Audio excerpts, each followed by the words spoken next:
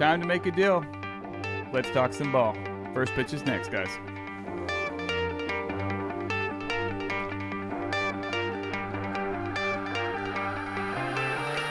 What's going on, everybody? Welcome to episode 40 of Bringing the Heat. My name's Cody Pite, and with me, as always, four-seam fastball co-host Will Sism. Will, the big 4-0, brother. What a journey. How you been? How about that? Number 40. It's here. Yeah. We made it. And, hey, man, we're going to talk trade deadline today. I'm excited about this. This is going to be a lot of fun. There's a lot of potential for this to be a pretty incredible trade deadline. So, Yeah. I'm excited to dive in. Dude, it's going to be great. Well, like you said, it's everything through the lens of the trade deadline, guys. And the big thing is, this is tough to put in like a spreadsheet and talk about over 1 week. I mean, we're going to miss some stuff. We're going to try and hit a lot of fun things. We're going to have a little draft in the middle of the episode, so stay tuned for that. We're going to start with where do we stand, but we're going to do a little curveball. We're going to do a little buy, sell, or both edition for some of those fringe teams. Then we'll do our Heat Check Player of the Week. We're back after the All-Star break. A couple of cool topics on what's on the grill with Will, and then end with the Roman Candle Player of the Week. It's time for me to go. Okay, I'm down 8-1. Down 8-1, and we're going to make a pick, and we're going to turn it around, guys. I'm a second-half team. Let's get rolling, Will. We're going to dive into the standings, and where do we stand? And this is the day I didn't think would come. We are going to introduce the American League East, and it is not going to be the Tampa Bay Rays that is first team that comes out of my mouth. It's a sad day. It is a sad day. You have Baltimore with the winning percentage of .608 at a record of 59-38. 4 points above the Tampa Bay Rays. They're 61-40 for a .604. So pretty tight there, no doubt. And then in third, 5.5 games back, you have the Blue Jays, 54-44. Boston at 51-46, not in last place. Big week for me. And then the New York Yankees hold it down, 51-47. In the Central, the Twins have started to go. They are 51-48, 2 games up on Cleveland, 48-49. What else is new in the Central, Will? You got Detroit at 44-53, the White Sox 41-58, and then Kansas City. They are going to try and lose 80 games before they win 30 of them. So that is fun. And then in the West, God bless Texas. Here we go, 58-40, Houston 55-43. The Angels back over 500. They are wanting to hold on to Shohei, I betcha. 50-48. Seattle 49-48, 8.5 games back at first, and Oakland is a baseball team. What are your thoughts on the American League? Man, starting in the East, I am a little sad about my Rays not holding down first place anymore. Kudos to Baltimore, though. They're legit. I am starting to get a little concerned about Tampa.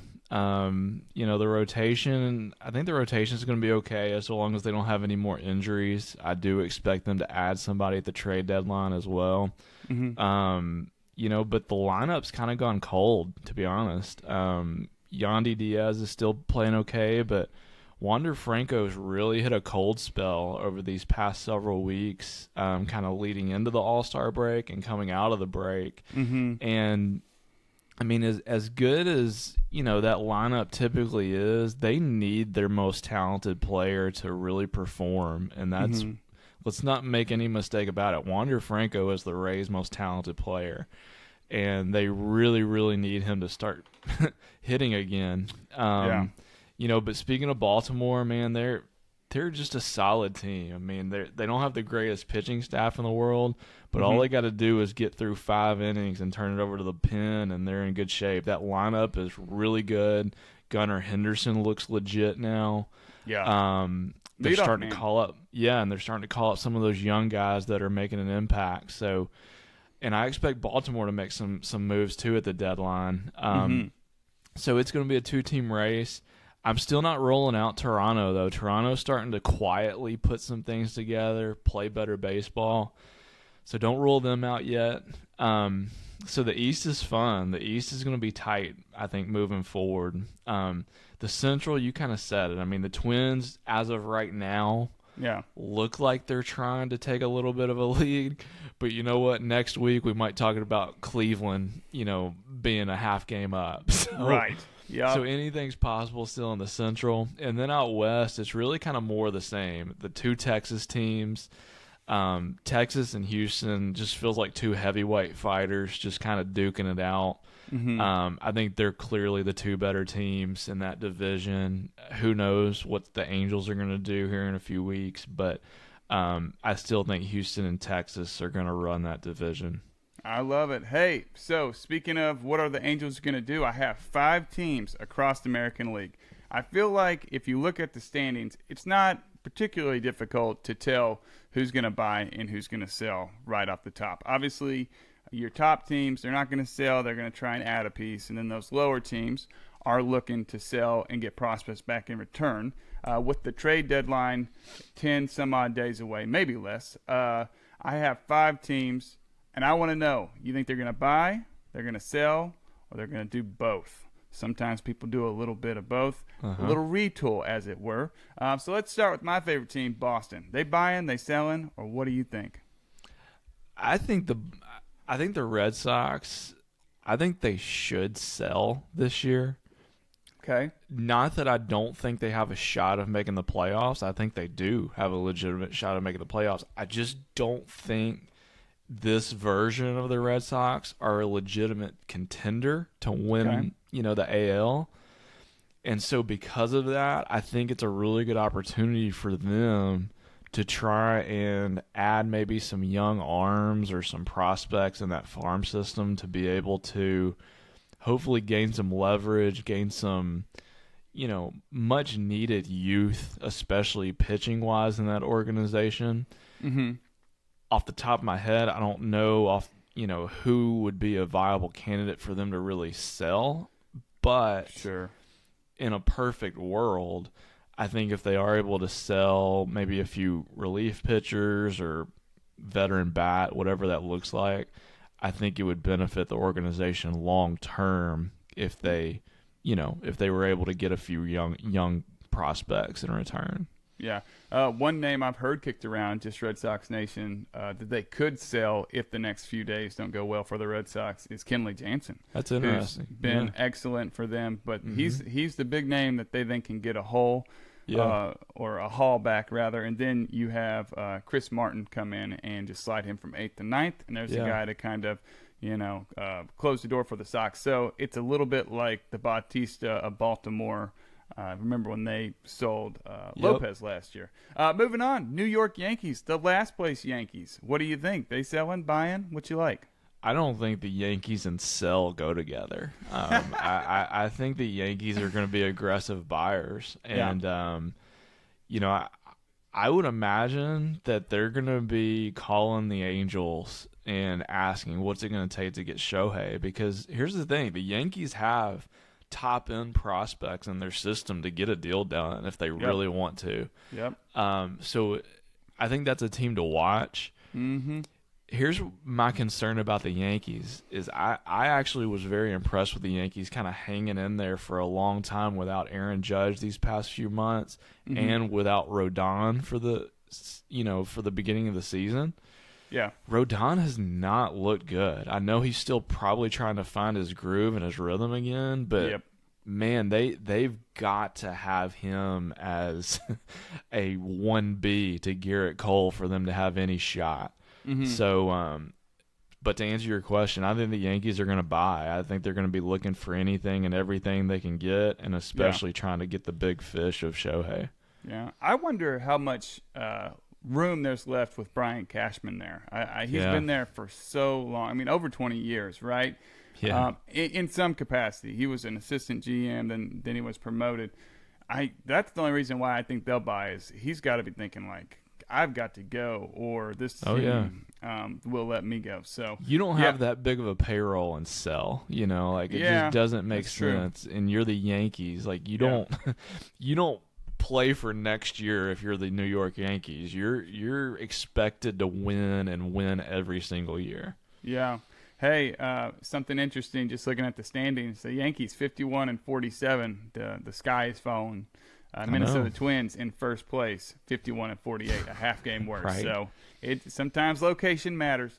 Moving on into the Central, I think it's pretty safe to assume, it's really not, I guess, safe to assume anything, but Minnesota and Cleveland, if they know what's good for them, will buy. So we're not going to talk about them, and then we're not going to talk about the other side of it, Kansas City and White Sox. I think we know the White Sox are selling, and if there's a piece that people want from Kansas City, they'll give it away.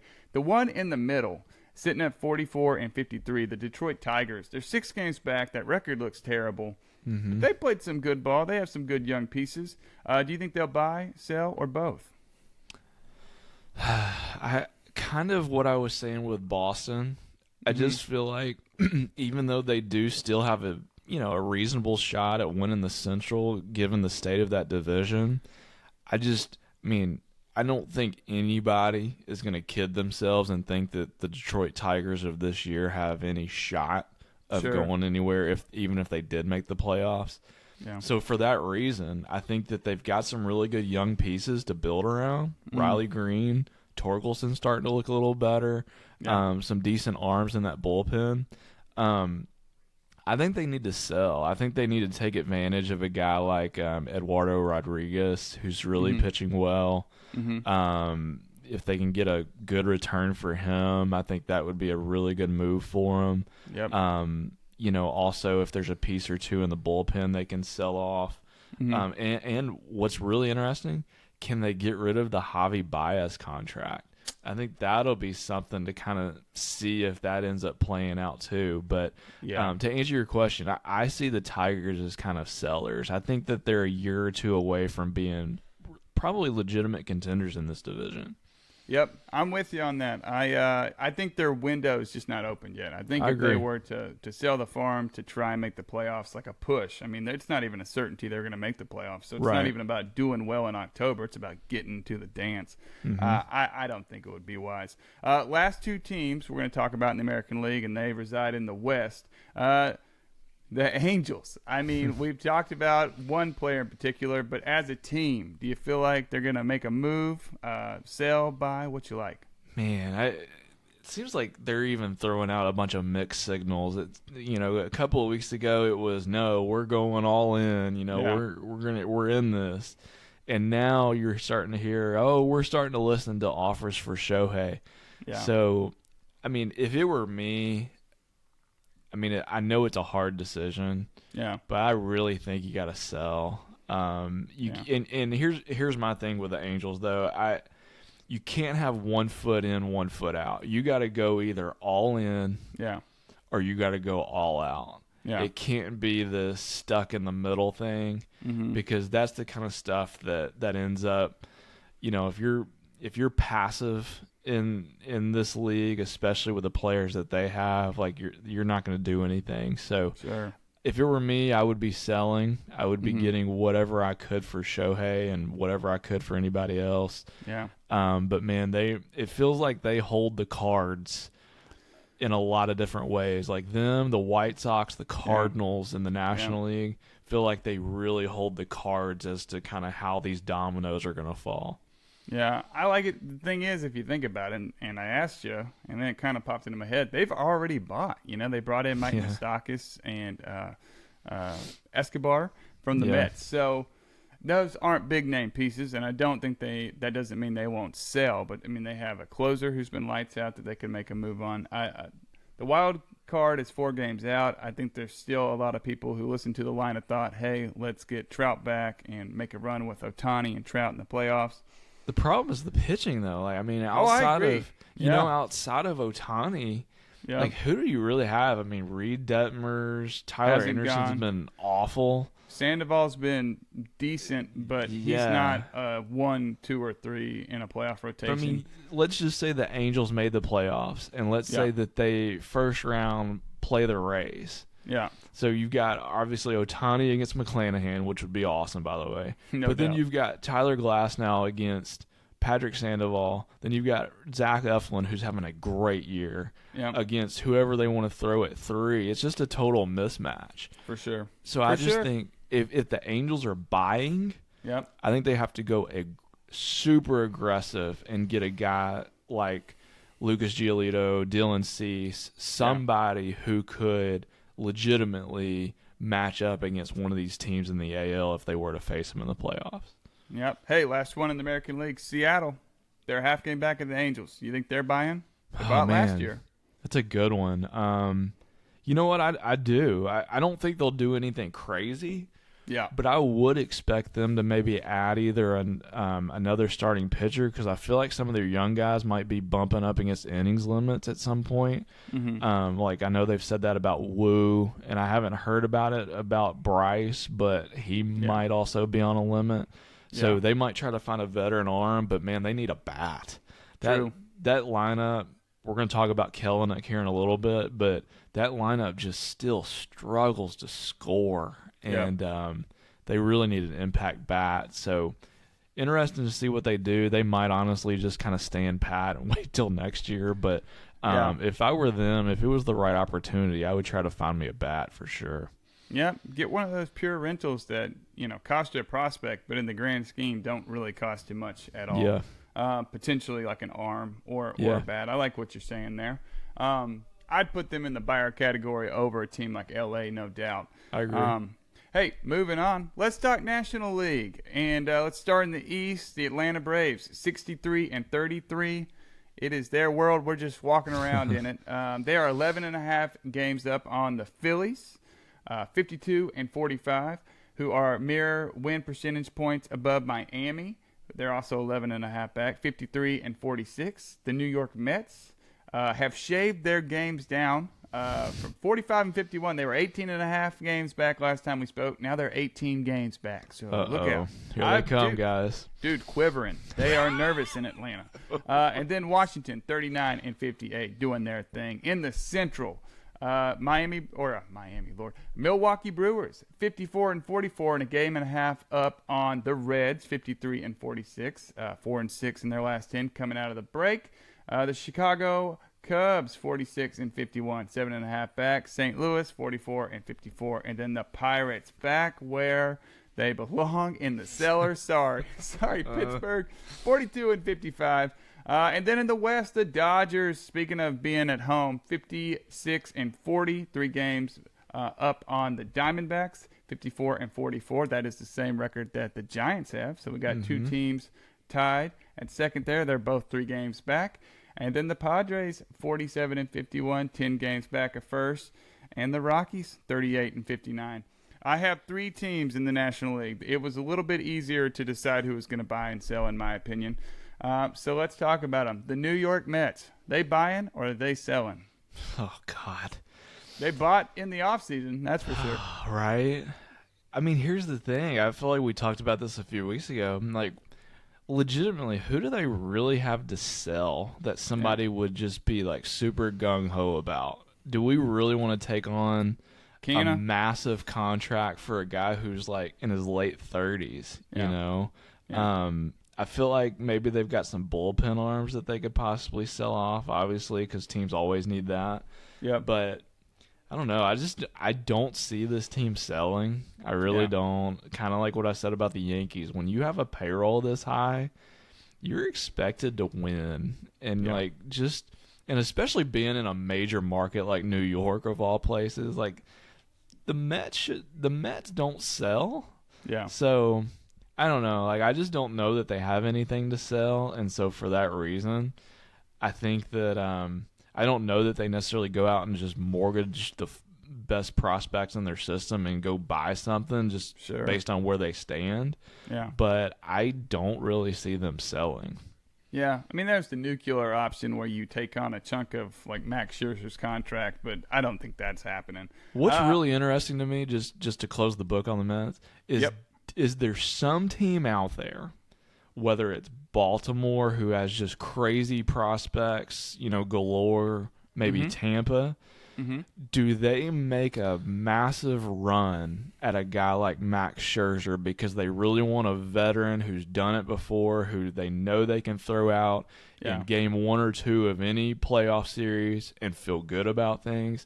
Yeah. I'm really interested to know if Tampa or Baltimore, a team like that, throws the Met an offer that they couldn't refuse for a guy like Max Scherzer that they want in their clubhouse. That'd be interesting. That'd be the ultimate, like Dave Dombrowski. We're gonna win now. The MLB The Show method would be to do something like that.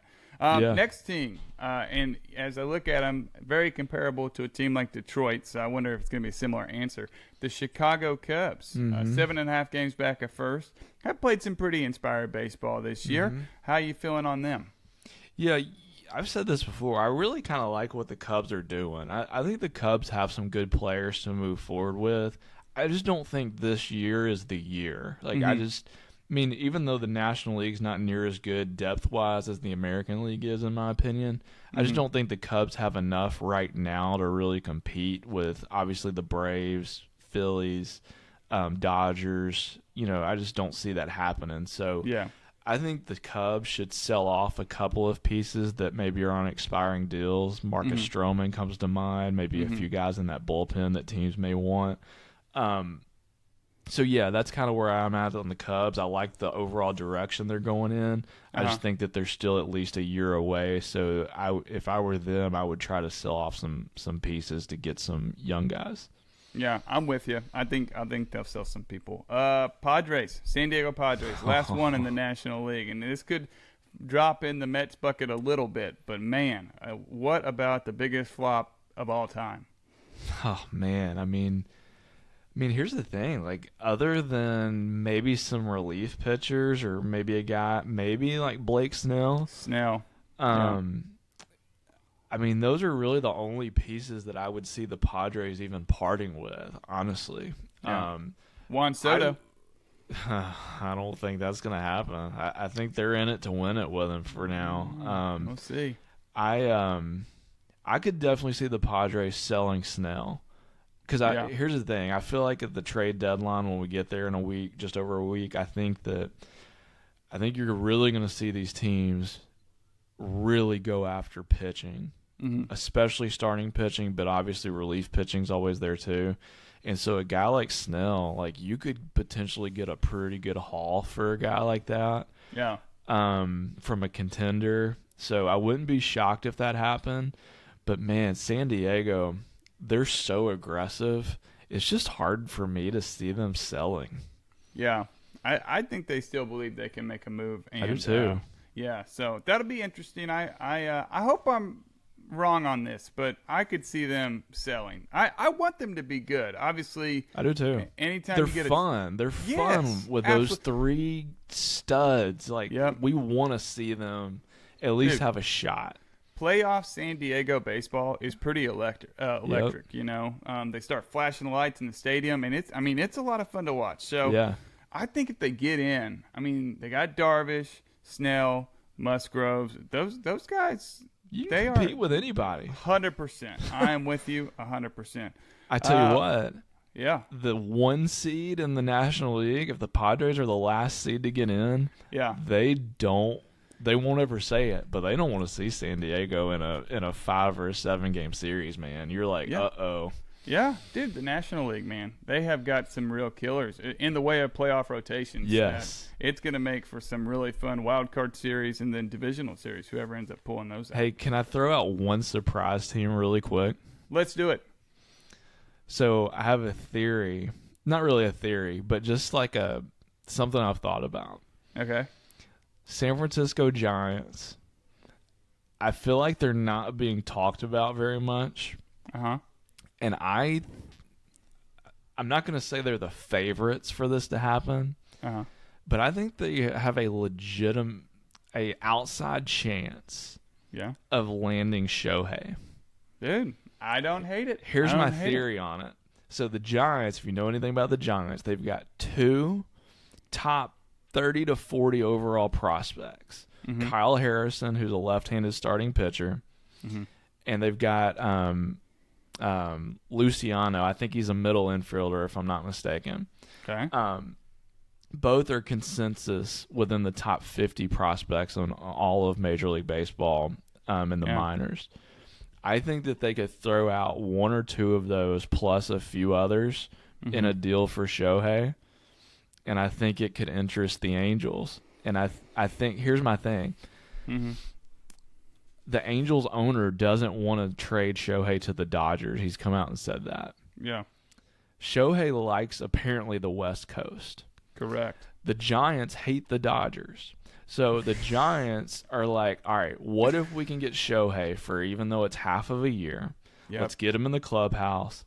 Let's win with him, show him what we're all about in this organization, and we're going to make a huge pitch in the offseason to re-sign him. And if he's already comfortable with our clubhouse, that gives us an even better shot of re-signing. So I say all that to say, I think the Giants are a dark horse in all of this. They're not getting talked about. And don't be just shocked if something like that went down, because I think that if all stars aligned, I think the Giants could be a dark horse player in all of this. Yeah, it'd be pretty funny, right? Because they thought they had Judge, then they thought they had Correa, and if all of that happened so that they could get Ohtani, get Shohei, that'd be pretty cool. I want him to come to the East Coast. Could happen. I want to watch him though, and these games start too late on the West Coast, so we're either moving or he is, but because he's one of a kind. All right. One of a kind. Let's talk about some Heat Check Player of the Week. Will, we got the sizzle back, baby. I missed that in our last week's episode. We should have just played it for funsies. You know what I mean? We should, yeah. Heat Check Player of the Week. Who do you like? So my guy here, we've talked about this guy a lot, not necessarily on the podcast, but just when we text each other and talk.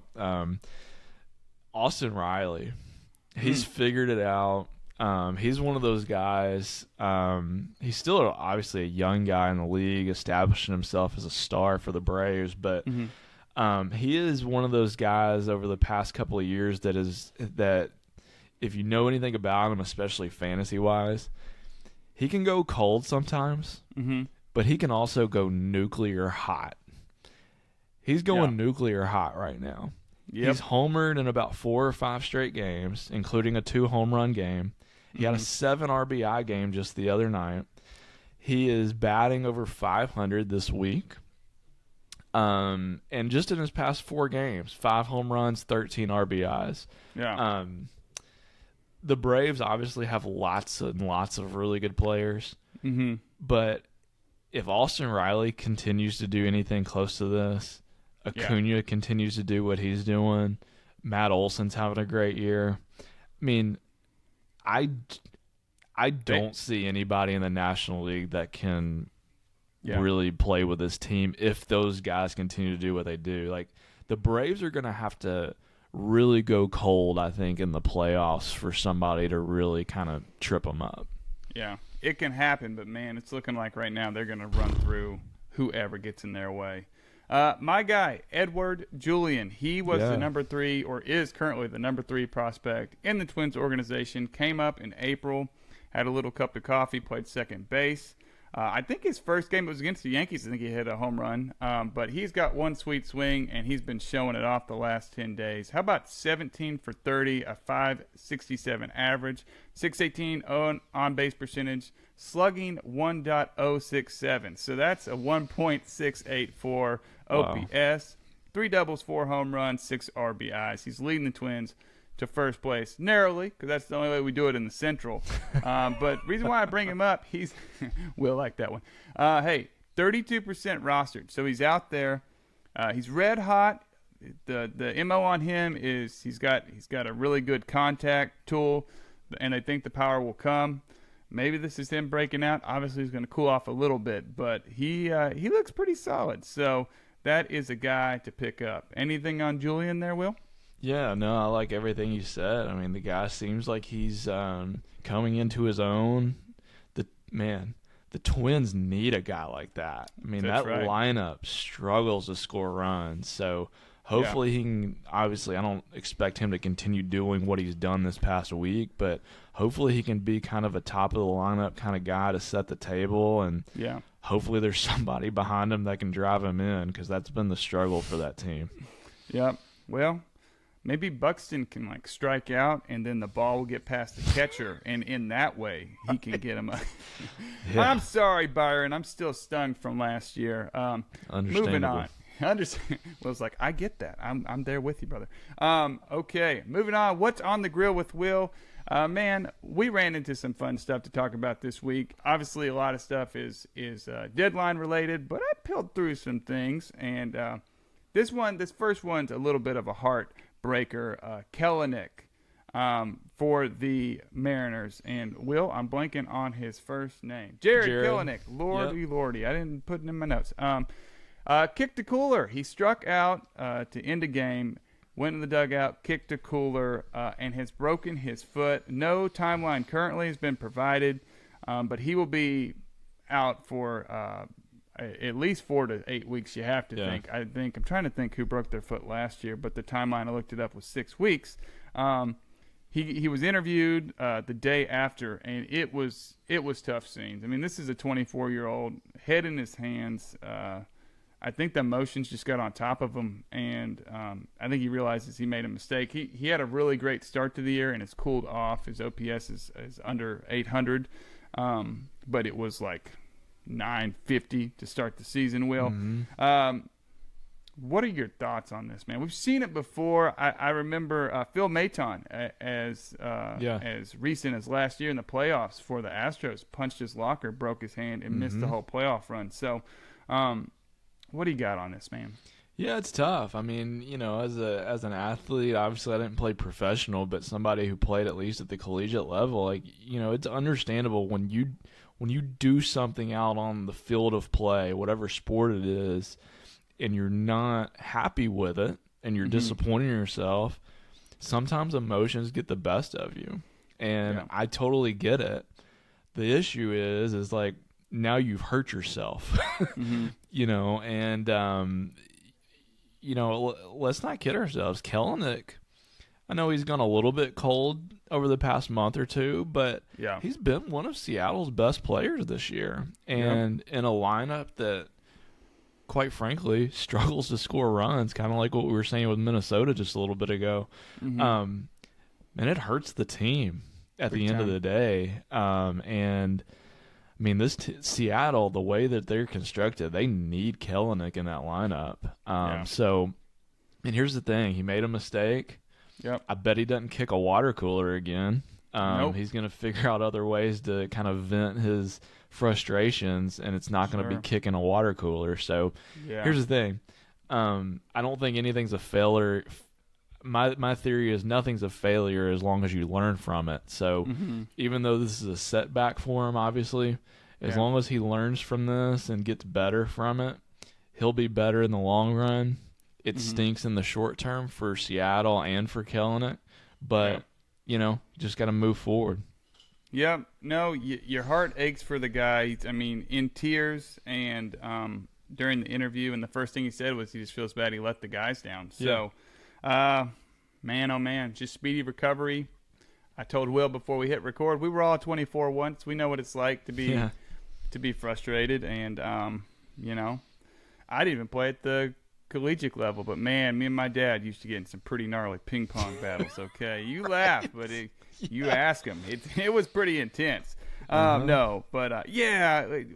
recovery. Tough. You see Teoscar Hernandez start to go here recently, and it's like, man, can we just get this team to click? Because there's a lot of talent out there in Seattle, but for whatever reason, it just hadn't panned out all the way this year. But the season's not over. We still got a second half, and let's see what happens.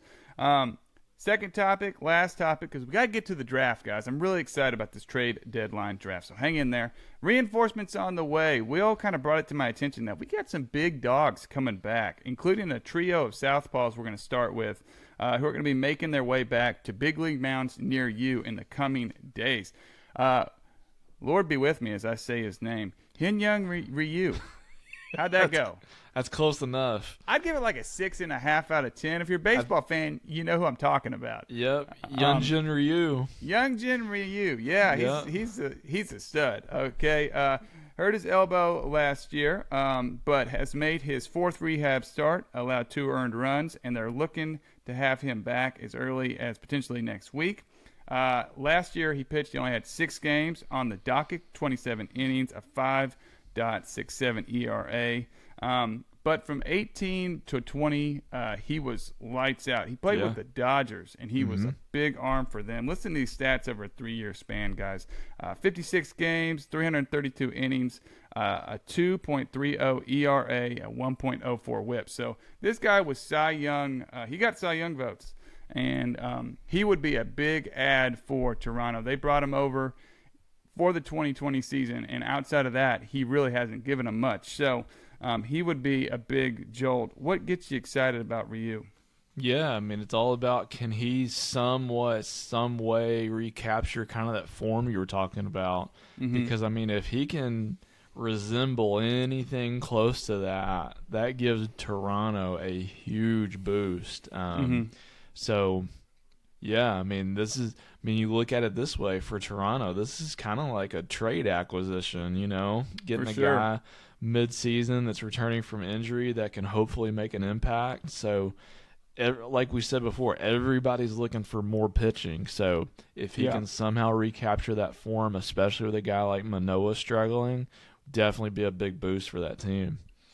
Yeah. Hey, we're talking Toronto. Alek Manoah, we hit our quota right there. We said his name, and now we'll move on to 41, and we'll say his name there too. Okay.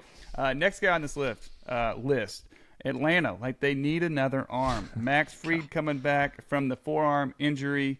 He has a sub-3 ERA this year, and has looked really good. They're looking to have him back against Boston in the weekend set next weekend. Really bums me out because it's like, hey, thought my Red Sox might miss this guy, but he'll come back and shove. He's a stud.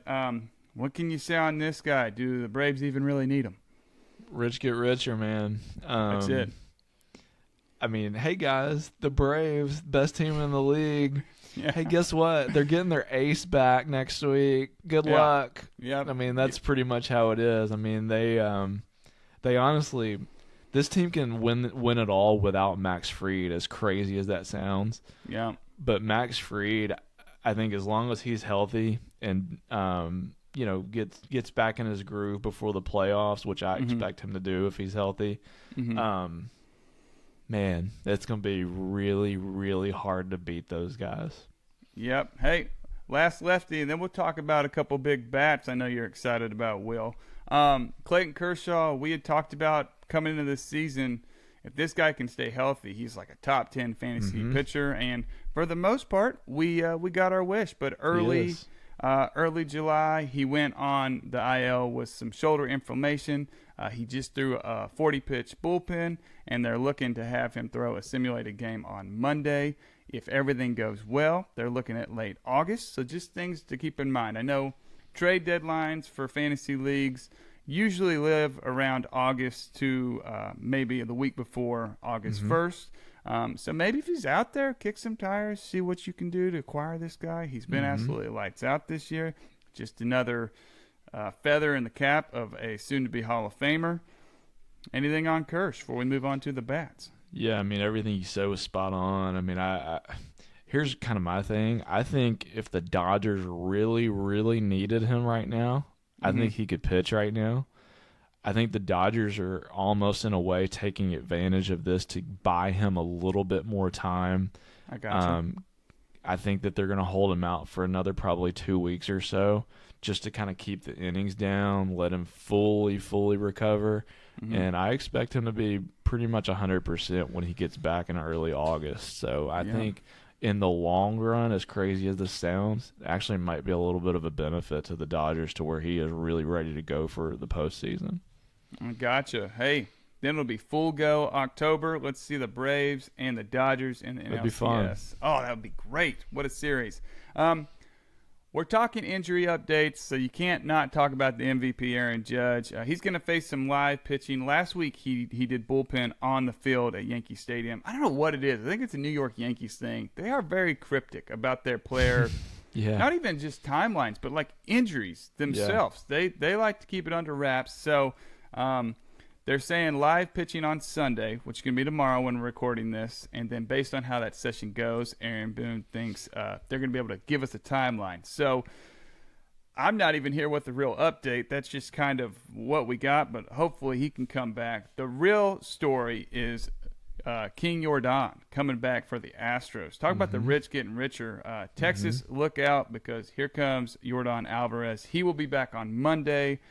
Will, you got him on a fantasy team. I know you're excited. What's your like? Oh, man, he is welcome back with open arms for my fantasy team for sure. But no, more importantly for Houston, I mean, this is the guy that lineup has desperately missed. I know Tucker's been hot lately, but man, that lineup just feels and looks different when big number 44 is in the middle of it. And so, the Astros need it too, because I mean, I know that they're close to Texas, but man, those two teams are really good, and the Astros need their best hitter in that lineup to potentially take down the Rangers. So definitely excitement in Houston for sure. Oh, it's going to be great. I don't see it any other way than him just coming back and it being like he never left. He does not. I mean, I know if he went he's out healthy. He's always gonna mash, man. It's just like I know he went out on rehab, but I feel like he's gonna. I would pick him to hit a home run his first game back. He might. The real deal. Speaking of the real deal, we're gonna make some deals here, guys. I've been so excited about this. It is the trade deadline draft. I've seen this around, and I just wanted to take a whack at it with my man Will here. We're going to do 4 rounds, so we're going to talk about 8 players. Will's going to start. Then we'll just go back and forth. But how this is going to work, we're going to pick a player. Then we're going to pick a team that we think that player will get traded to before the deadline, which is August 1st. If the player we pick gets traded, that's 1 point for us. If we pick the player and the team and we get it right, that's 3 points. Then we're going to keep up with it, and I will let you guys know after the deadline who is the best at predicting these moves. All right, Will, I don't think you're as excited as I am, because I'm pretty psyched about this. Oh, I'm excited. You're going to lead off round 1, okay? Who do you like? Where is who going? So I'm going with one of the best relievers or closers in all of baseball. Uh-oh. Going David Bednar out of Pittsburgh. Oh, I like it. I think the Dodgers are going to make a big move to get David Bednar to solidify the back end of that rotation. I think if they're able to do this, I think it will then turn the bullpen into not a weakness, which is really the only weakness currently on the Dodgers other than just some injuries in the rotation. Yep. But yeah, I think that this would allow them to obviously have Bednar closing out the games in the 9th. It would move Evan Phillips, who's really good, and he's been really good as their closer. But I think he would be more of the 8th inning, kind of get it to the 8th. We're good with Evan Phillips, and then turn it over to Bednar in the 9th. So my first pick is Bednar to the Dodgers for a pretty good haul of prospects. You would think, hey, that is exactly who I have. I have a list of potential players and potential teams they'll go to. That's exactly who I put them to. Yeah, that would be a big boy step for the Dodgers if they did that. Yeah, I like that. That was one of my that's definitely like a point lock. He's definitely moving. So I would be surprised if he's still in Pittsburgh come August 2nd. My first pick. You went with a pretty virtual certainty. I'm going to do the same thing. I'm going Bellinger. My namesake, Cody Bellinger, former MVP, and you're going to hear me say his name again, so hang in there. I have him going to the Yankees. They need an outfielder. I'm not as certain about where he's going to go, but I know in Yankee land they talked about him, and they have needed a left fielder for about 2 years. They just kind of throw whoever back there, and with Judge going down, we really don't know when he's coming back. You can put him in center, or you can play left, right. You know, they have Bader. He's pretty locked down, but he also gets injured in his day-to-day. So I like Bellinger to New York. Anything on that before we go to round 2? Kind of like it. So I had Cody Bellinger also getting traded. I had him going to the Rangers in my mind. Just to add more depth to that lineup and to kind of solidify him somewhere defensively in that outfield. But, hey, the Yankees could also very much use him. So, I mean, I think that Bellinger definitely gets dealt, and I think he does go somewhere in the American League. I say Texas, but I could also see him going to New York. Yeah, had a bounce-back year. 317 average, good. 13 home runs. Yeah, he's been the real deal. All right, round 2. Who you like? Do you want to go first, or you want me to go first? No, we're just going back and forth. I thought about this, but I'm like, 2 people, no need. All right, so I'm gonna go big on this one. Dude, do it. I think this is the time for the White Sox Oh, to really kind of. I'm just gonna say it. I think they need to blow it up. I really do. TNT, I think they baby. need to blow it up. I think they keep Lewis Robert as kind of their cornerstone because he's their most talented player. Uh-huh. I think they blow up everything else. So I'm going to go big here. I'm going to say that they trade Dylan Cease. And the one team in the AL that can give them basically whatever they want and happens to really need a starting pitcher to head up that rotation in the playoffs, Baltimore. So Dylan Cease to Baltimore. If they pull this off, Yeah. I'm not kidding. I think that Baltimore becomes the favorite in the American League if they get a top-end arm like Dylan Cease to go with what all they've got going on in Baltimore. Yeah. And I think Dylan Cease would be kind of reinvigorated if he got to a team like Baltimore who has just, from the outside looking in, Baltimore just looks like a fun spot to be if you're a player now. And I think he would start pitching like a number one again. So, Yeah. I don't know. Like, it scares me to think that this could happen as a Rays fan. But I think Baltimore has the ability to make a huge splash. And so I'm going to go with that. Oh, man. I had him. Same thing. We're on the same brainwave because I had him going to Baltimore as well. So that's pretty awesome. I also... Well, I'm not going to give it away because I don't think I'm going to pick them next. I'm trying to just think about virtual certainties that are going to leave. And I'm between two guys here. I'm doing it. I don't think he's staying in Chicago. I know I'm going back-to-back Cubs right now, but Marcus Stroman. Yeah. And the team I want him going to. I'm going to stick with my earlier prediction. I have another team in my head that it would make sense, but I'm going to say Houston. I'm going to say Stroman to Houston. They obviously need an arm. We've talked multiple times about all the injuries to Urquidy and Garcia. I think he fills a pretty big hole. And I also think he just kind of fits that team. That team is a kind of a us against the world mentality. And Stroman's a fiery guy. So I think he'd fit in there. I got Stroman in Houston. Where you have him going? I actually think Stroman might go to the Braves. Oh, dude, that would be nasty. My other team was maybe like a Diamondback, you know? Yeah, I could see get them. Yeah, I could see that. I think I actually like Stroman to the Astros. I think it would make a lot of sense given the state of that rotation. I really like that. But yeah, I've just kind of thought the Braves for some reason with Stroman because I don't think they'd have to give up a huge amount to get him, relatively speaking. And I think that he would just be kind of a guy that they could essentially just pencil in for innings, every fifth day. And then in the playoffs, they could either use him as a bridge guy or they could use him as a third or a fourth starter, however they, see it playing out in the postseason. So yeah, I definitely think he's getting moved, and I've got him going to a team like Atlanta, but Houston very well could also be a player. I like it, dude. Nope, we'll see. To me, that's a solid point. I mean, he is definitely – I don't think he's staying. There's just no way. Okay, round 3. Lead it off, brother, halfway home. All right. I'm sticking in my White Sox theme. I'm going Lucas Giolito. And I'm pretty certain, I don't have 100% facts to back this up, but I'm pretty sure that he's a Texas guy. I want to say that he grew up there. All right, please hold. Tell me your team while I look up to make sure. So I actually went back and forth between both Texas teams. Rangers, Astros. Rangers, Astros. Yeah. And I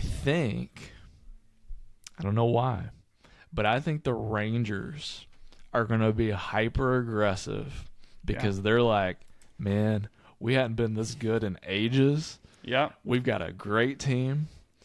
DeGrom's hurt, and we need another stud starting pitcher for the postseason.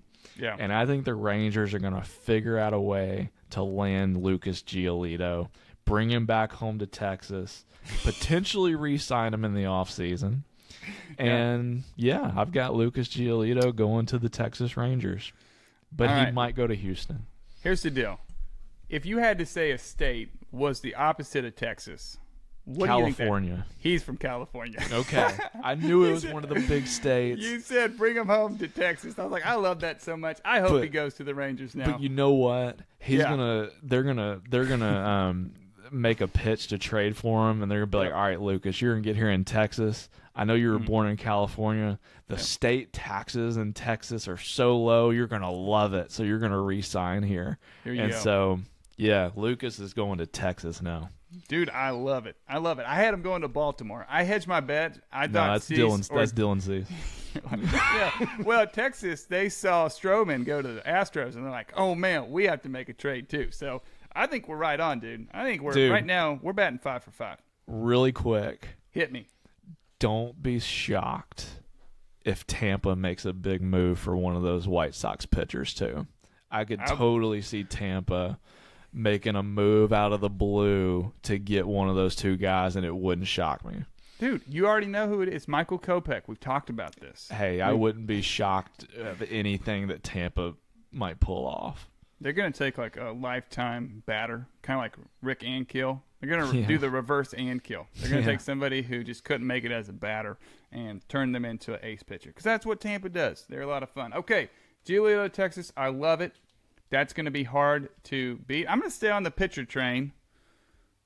I don't know if it's lame or not, but, I guess that would be kind of my deal. Erod. Erod is leaving Detroit. He's got an opt-out. I think we talked about his contract. He has 3 more years if he decides to opt in. I didn't mention the opt-out. I think he's opting out. He's pitched so well this year. ERA sub 3, 2.69. Whip under 1, 0.97. And, Will, you're like, where's he going to be throwing the pill the second half of the season? Well, let me tell you. The Boston Red Sox. Oh, it's Lord. It's going to be a little reunion, okay? We got him back, baby. Come on back home, Erod, okay? Do it. And he's going to lead us to the promised land, that 3rd wild card spot. And then from there, we take down the Rays or Baltimore, whoever it is. I got Erod coming back home. He went to Detroit and just didn't like the way the water tasted, and he's like, I'm going back to Boston. So, okay. Is that okay to say? I feel like I might have just hurt people's feelings in Detroit. We're going to be okay. The water's clean there now. Right. Yeah, we totally fixed that, right? Yeah. Okay. Erod to Boston, what are your thoughts? Okay, here's the thing. Boston definitely needs starting pitching. That is for sure. I just don't know if Boston is going to be super motivated to buy. Like that's my only hesitation. It definitely fills a need. Yeah. I would see more of a contender going a little bit more hard after a guy like Erod if the Tigers end up trading him. So, for that reason, I would love to see somebody like Cincinnati go after Erod, just because he does still have a couple of years of control left. Yeah. And I think that Cincinnati could certainly benefit from a guy who is still pretty young. 30.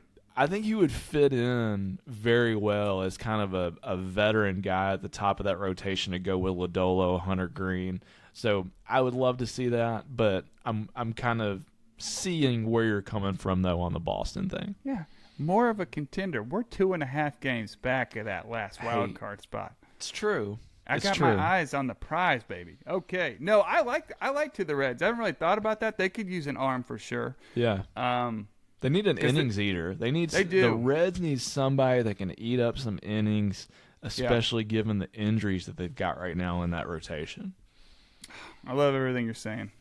Okay, round 4. Final round, Will. Final round. Who you taking? This one was kind of tough because I really don't know.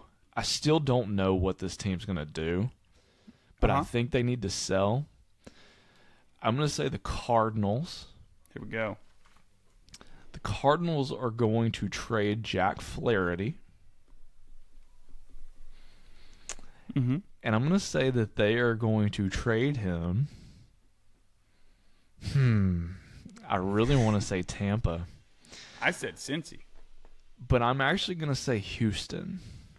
Whoa. Okay. Jack Flaherty to Houston. You mentioned this earlier. Houston is going to get a starting pitcher. Mm-hmm. And I think that the stars may align. I think that Houston is really, really good as far as developing their players. I think they will see something that they like in Jack Flaherty. They'll fix some of his command issues. And I think he could be their legitimate number 2 or 3 starter in the postseason. We've seen it before. It's in him still. Yeah. And he still shows signs of being really, really good. Yep. But the Cardinals are such a mess right now that I think he needs a fresh start. Mm-hmm. And I think Houston makes a ton of sense because Framber's the guy, and Flaherty can kind of come in under the radar, be their number 2 or 3 behind Framber and maybe Javier. And all of a sudden, Houston's rotation looks a lot different going into the postseason. So I'm going Jack Flaherty to the Astros. I love it. I think that would be great for them. Be great for that team. I'm looking at my last pick, and I have 2 guys' names who I want to say, and I just cannot decide. Choose one and then say the other one after it. After? Okay. I'm going to go Shohei. I'm moving him. Yeah. Get on out of here, okay? And he's going to the East Coast. He is. And he's going to play for your Tampa Bay Rays. He is going to be ace and 3-hole hitter for the Tampa Bay Rays. It's going to be he, McClanahan, Eflin, Glasnow. Good luck to the world in the playoffs. I might go ahead and order a World Series shirt if that happens. Dude, we're getting tickets. We're just going to buy them. Go to Tampa Bay. Go to the most beautiful baseball venue that's ever Trop, existed. baby. To go to the Trop. Hey, yeah. Yeah. Oh, man. I have like too many jokes filing around in my head about the Trop right now. I can't even pick one. Okay, I'm going Ohtani. And then the other name I want to say, because I think he's moving. Dude, okay, wait. Here we go. I don't think it's impossible Yeah. that Ohtani, that the Rays are like, you know what, let's go all in this year. Yes. With the team we've got, with Glasnow healthy, with McClanahan healthy, if we add Ohtani, we've got by far the best top 3 or 4 guys in our rotation. Yes. We've got now a power 3-hole left-handed bat that we need in the lineup. Dude, I think it would be awesome. Yeah. I don't know if the Rays are going to want to part with the prospects it might take. Sure. But, dude, if it happened, I would be on cloud 9. It would be the best. It really would. I think And it would be a pure rental. Pure rental. I don't think I mean, or they blow our minds, right? Because they did say they were in on Freddie Freeman, who signed for, like, what did he sign for? $180 million? Yeah. Dude, was that not like the best contract ever for the Dodgers? Other than Acuna, yes. Acuna, yeah. I mean, there's a couple out there, but as I think about it, like, because anyway, it was very team friendly. Yes, it's 100%. It's so team friendly. Yeah. Listen, Angels, if they're going to move this guy, they're going to want kind of a package of big league ready players and prospects. I think the Rays can do that, dude. 100%. Taj Bradley, and if it's only going to be Josh Lowe, there are guys it could happen conceivably for sure. 100%. Last guy I wanted to say it could also happen with Baltimore. Yep. Baltimore, I wouldn't like as much because that would make me sad. But hey, I know, but it could happen. It sure could. Hey, Soto, I know you're on record saying you think he's a Padre for life. I don't know where the money's coming from. I think Soto could move. To who? I think it's like a 1 percentile he moves to New York. Here's the deal. New York prospects hugs. And then when they bring him up, their prospects stink. If they would just let go of prospects, they could have Luis Castillo coupled with Garrett Cole and Rodon instead of dude, I'm blanking on his name because he got hurt. What's his name? Played for the A's, was pretty nasty, but has recurring shoulder stuff. Rodon? No. Wait. This is going to bother me now. I don't know who. So, okay, let me say this while you're thinking on that. I'm going to look it up. So I feel like the Yankees as an organization with kind of the rise of the Rays and how they do things, I almost feel like the Yankees are almost caught in the middle on some things. It's almost like, obviously, when you think of George Steinbrenner back in the day, like he would just buy whoever he wanted to, and the Yankees became the Yankees, because of kind of that mindset, and everybody either loved or they hated them. And now I feel like there's still a little bit of that, but they've got a lot of aging guys on bad contracts seemingly now, like Giancarlo Stanton comes to mind. Josh Donaldson, guys like that had peak prime MVP caliber years, but now are nowhere near that, and they're stuck with a contract. Former MVPs, And but kind of what you were saying, the Yankees also just will not part with their top end prospects like Volpe. Dominguez is a guy they don't want to part with. So it's almost like, okay, are the Yankees still the Yankees that can just go out and buy whoever they want to in the offseason?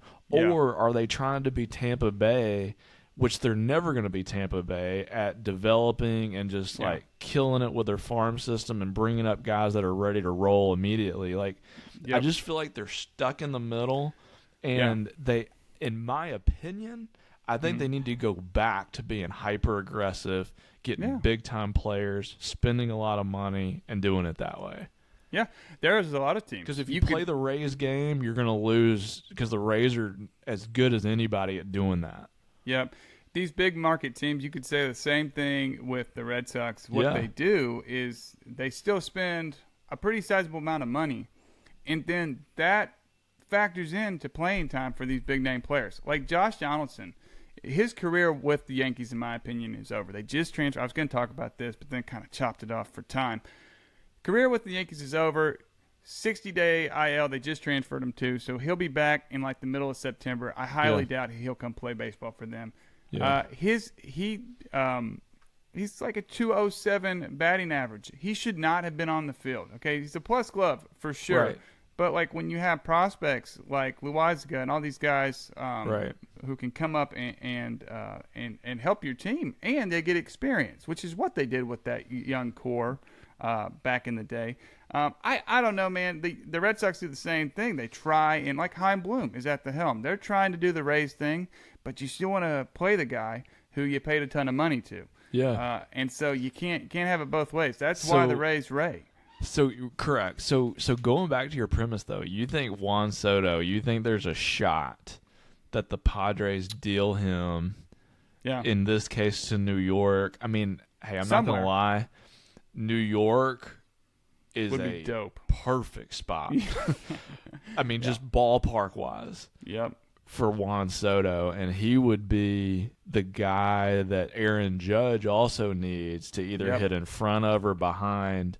And it would definitely make that lineup a lot less dependent on Judge and really kind of round it out. I mean, I love the thought of it. I just honestly don't think the Padres are going to part with him. I really don't.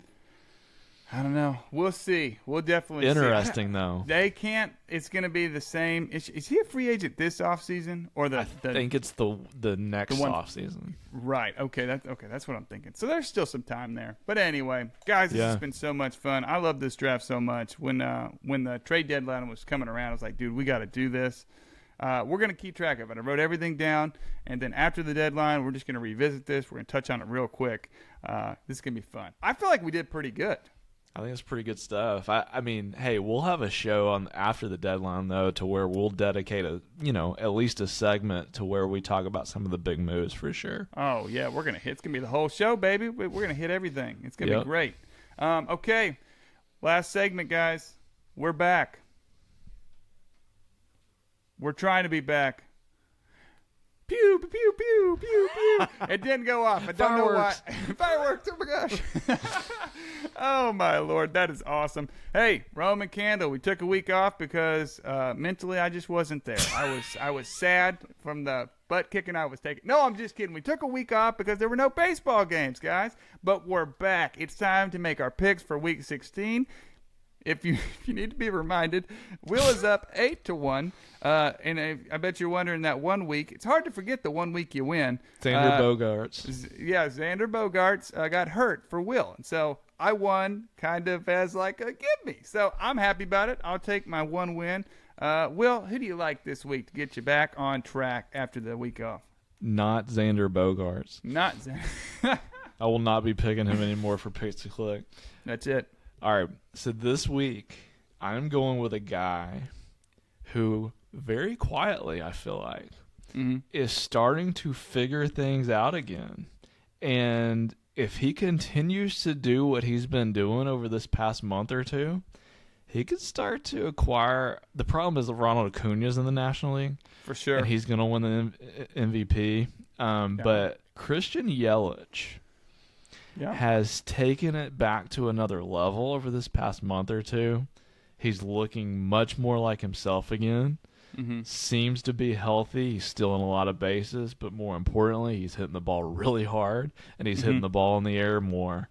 And he's looked great the past several weeks. The Brewers are a totally different team when he is doing his thing. And so he is my pick this week. For my pick to click. If I'm not mistaken, I think they have a big series next week against, I want to say it's the Reds, which is a big NL Central showdown. And then I think they also close the week with the Braves. So if they're able to play well against Atlanta, it could be a playoff preview. Yeah, dude, you got the Reds to start the week, it looks like. And then just like you said, because the deal can't find him. Looking for him. At Braves. Dude, wow. Okay. Will's on top of it, guys. I like that pick. He's had a really good bounce-back year. Super excited for him because, he signed that big deal with Milwaukee, and you really just want to see people succeed. And he's such a nice guy. Looks really good again. No doubt about it. My guy, we've already talked about him a little bit, and when I saw Will put Yelich, I thought this would be pretty fitting because in the preseason, we had a lot of conversation about which one of these guys, and they're very close in average draft position. Cody Bellinger, we talked about him. He's going to be on the move. He's going to New York. That's where I told you he was going to go. He's going to go to New York. Texas. He's going to go to Texas, and he's going to do great things. And so is Lucas Giolito. He's going to Texas. He's home sweet home. That's right. But back to Belly. He's really turned it around this year. We talked about the average, 317, 13 home runs, 12 stolen bases. Just pop him in the middle of that lineup and let's see him go. But for this week with the Cubs, let's just have a good farewell week with the Cubs and then just take me back, okay? Take me back to that winner circle. That's all I want you to do, Cody, okay? Cody to Cody, I need you to do this for me, man, because I'd do it for you if I could hit a Major League Baseball in any way. This is the biggest rivalry they've ever had. And they're former MVPs, obviously both of them. They're going head-to-head, the Roman Candle pick to click. Boom. Boom, boom, boom. Dude, it's loading over here. At some point while we're talking, the fireworks are going to go off, okay? I don't know what's going on. We're going to power through, though. Will, that's 40, baby. We made it. Isn't that awesome? That's pretty awesome, man. The big 4-0 and going strong. Yeah, listen, I got to say thank you to my co-host real quick because we hustle. We've been hustling, and this is pretty cool. 40 in a row, haven't missed a week. We've been on vacations. We both have full-time jobs. Will has a family. I'm married and have a puppy. Yep. And this is pretty special. I'm pretty proud of us, and I'm very thankful that he signed on to do this with me because it has been so much fun. Right back at you, man. You are the man. Hey, guys, if you're listening, you made it this far, we really appreciate you. Go check out the YouTube side. We're throwing stuff over there. We want to see if we can get that going. Hit that subscribe button. It's just called Bringing the Heat. And then we're on Twitter as well, at Will Sism and at BTH_Cody. Reach out to us. Make our days. But we'll catch you next time. Thank you for listening to episode 40 of Bringing the Heat.